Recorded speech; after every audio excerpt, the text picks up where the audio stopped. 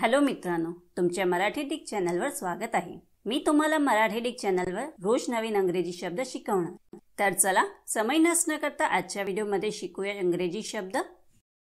Abetting.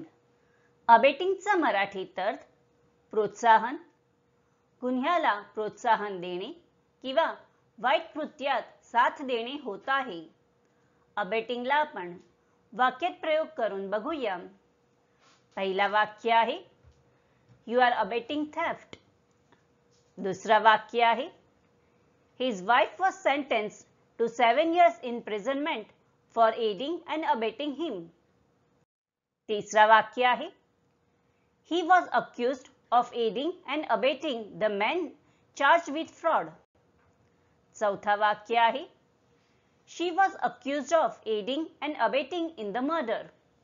Friends, व्हिडिओला like, share आणि comment करायला विसरू नका आणि चॅनलला सबस्क्राईब करा। Thank you.